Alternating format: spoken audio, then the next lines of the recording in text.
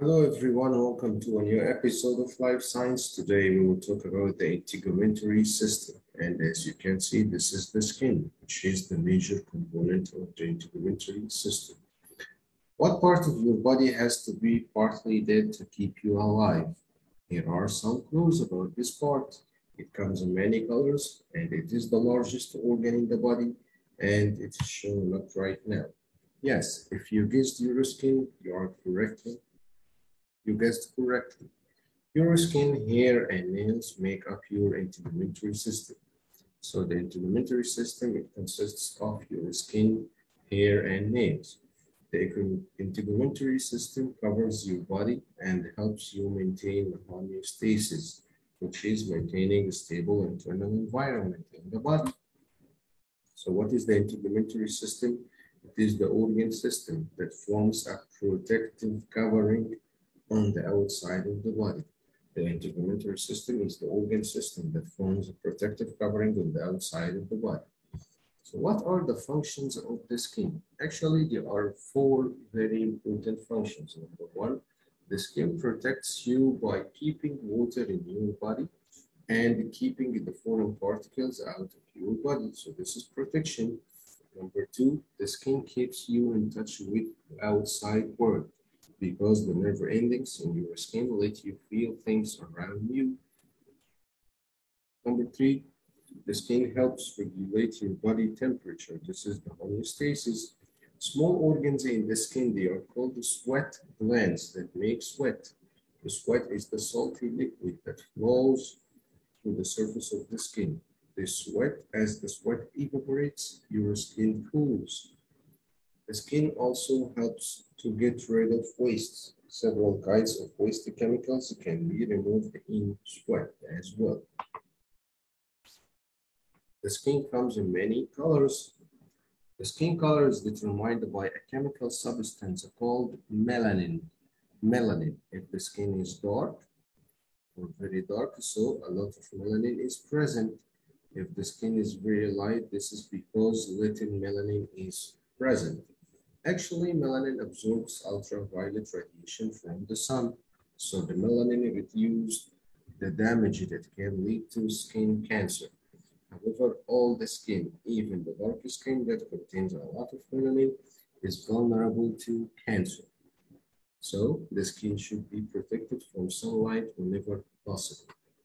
Then what are the layers of the skin? The skin is the largest organ of your body.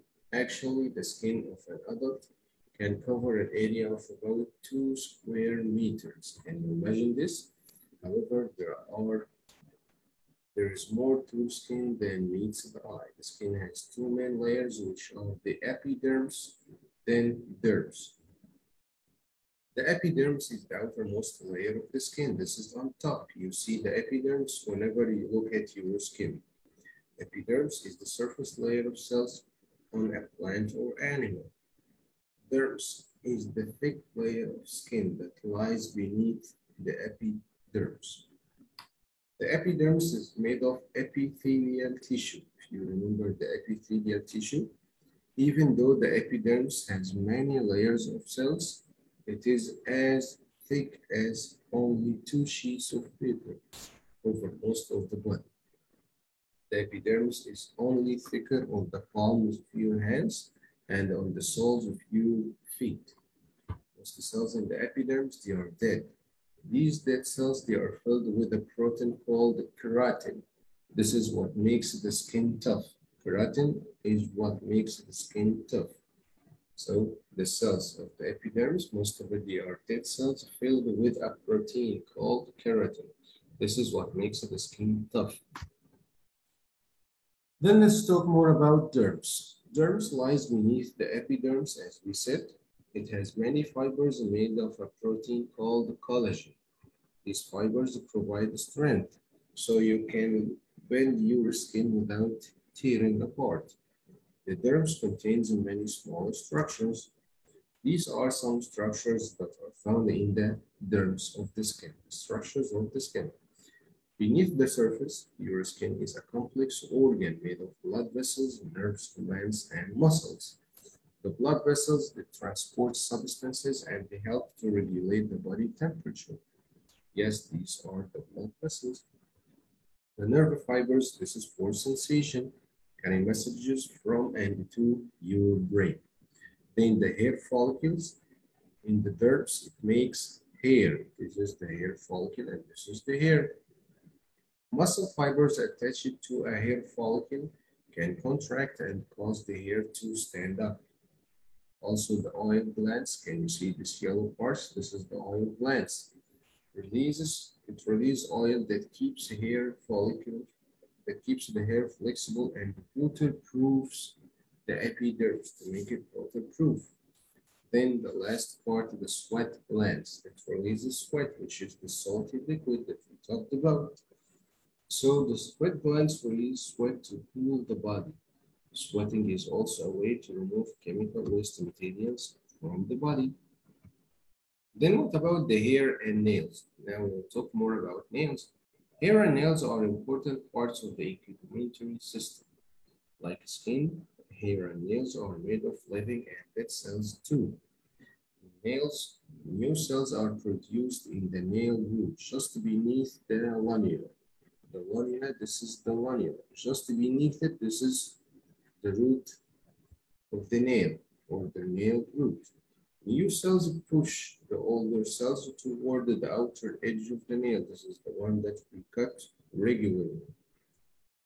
A nail grows from living cells in the nail root at the base of the nail. As new cells form, the nail grows longer. Nails protect the tips of your fingers and toes. Why? So your fingers and toes can be soft and sensitive for a keen sense of touch. What about hair? A hair forms at the bottom of a tiny sac, which we call a hair follicle. Hair follicle. The hair grows as new cells are added to the hair follicle. Older cells get pushed upward. This is how our hair gets longer. The only living cells in a hair are in the hair follicle. Like skin, hair gets its color from melanin. Hair is made up of layers of dead, tightly packed keratin-filled cells. So these cells are filled with keratin. The hair helps protect the skin from the ultraviolet light, and also it keeps particles such as dust and insects out of your eyes and nose. Yes, this is a very important part. In most mammals, the hair helps regulate the body temperature. A tiny muscle attached to the hair follicle, when it contracts, if the follicle contains a hair, the hair stands up. The lifted hairs work together like a sweater. They trap warm air around your body. What about skin injuries? Skin is often damaged, but fortunately, your skin can repair itself. Look here at picture number 1. As you can see, a blood clot forms over a cut. Whenever there is a cut in the skin, a blood clot starts to form to stop the bleeding and to keep bacteria from entering the wound. Then bacteria fighting cells, they come to the wound, to the area to kill the bacteria. Then the damaged cells are replaced through the cell division with new cells. Eventually, all that is left on the surface is a scar from this wound. Some damage to skin can be very serious, like skin cancer, for example. If the damage took place to the genetic material in skin cells, it can cause skin cancer.